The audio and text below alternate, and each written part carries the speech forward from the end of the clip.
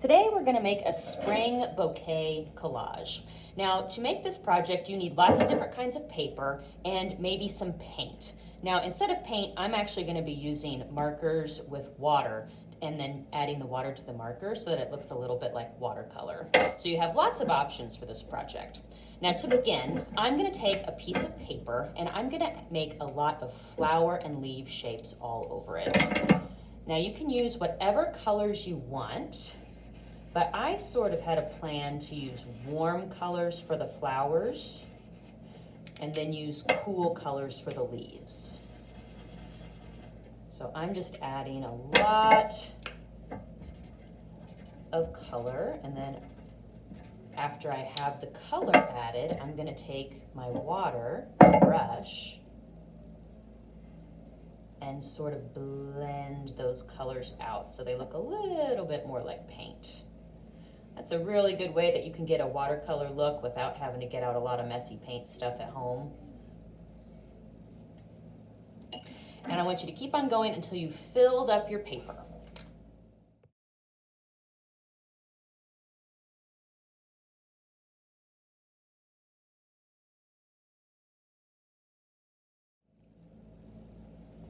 Next, I'm going to use another piece of paper to create the shape of my vase.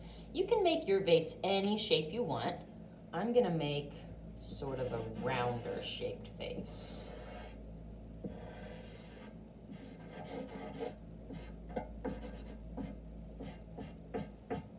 I'm going to add a shadow to one side of the vase to make it look three-dimensional.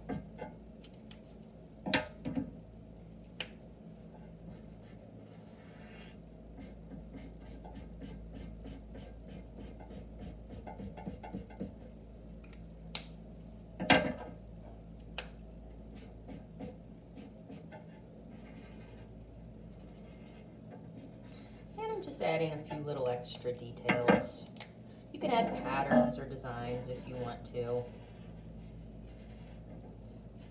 I'm going to use my same painting trick where I add a little bit of water to this to make it look like watercolor.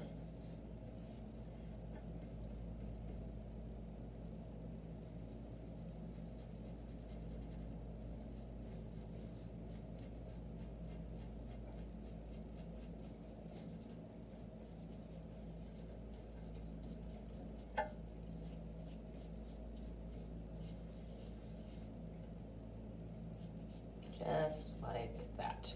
Now I'm going to allow that piece to dry. When your papers are dry, you can add extra details to your vase and flowers with markers or crayon or anything you choose, really. And this is my favorite part because you can really bring out some of the details that you think your shapes might need. Especially with watercolor, it really gives you a chance to outline your shapes. And I don't worry about outlining it perfectly. Sometimes I like to go outside of the shape a little bit or change the shape.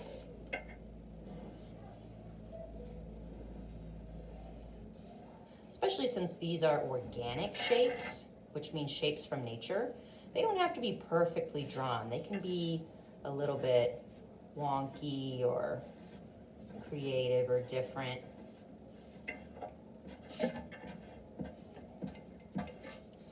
So you can use black marker, we can use colored markers, whatever you choose.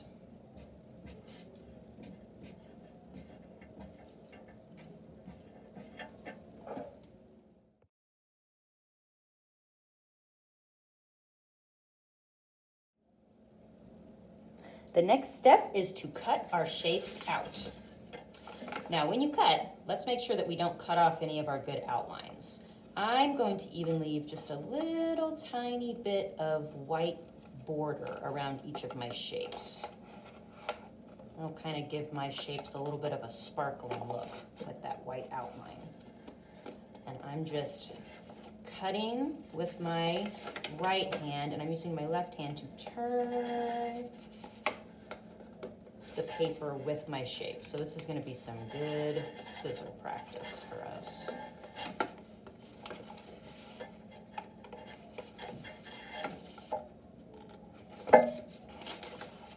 when you make a collage, you can use any kind of papers you have around the house. You can use magazines with this project. You can use scrapbook paper, wrapping paper, tissue paper, whatever kind of paper's at home. Newspaper would look really cool with this. I might have to go find some newspaper. Any kind of papers will work. You just cut out the shapes that you want and make a little stack of all your different shapes. After you cut out all your pieces, we're gonna glue them to a background. I actually chose to use just a piece of brown paper bag because I like the color and texture of that.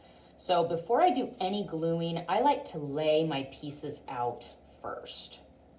So I usually start with the leaves, and then I add in some of the larger flowers. And then I can add some smaller flowers on top. And I kind of move things around until I think it looks good. Now, once you have everything the way you like it, don't just brush everything off because you took a lot of time getting your design just right. I'm gonna very carefully try to lift up one piece at a time and add just a little tiny bit of glue and then glue it back into place. I can take my next one, add just a tiny bit of glue, and glue that down. Now, if your glue is coming out the sides of your shapes, that means that you're using too much. So really try to be careful to only use a few dots of glue per shape.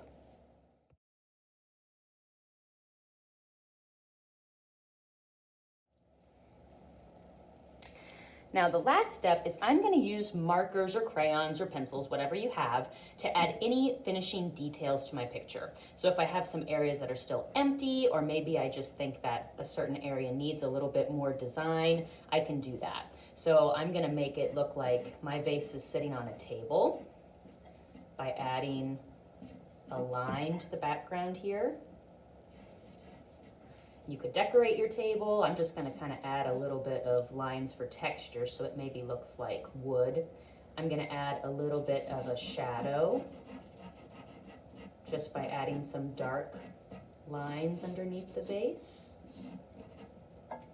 And then I might add a few extra leaves to the background using just the marker, or maybe some stems. It's up to you.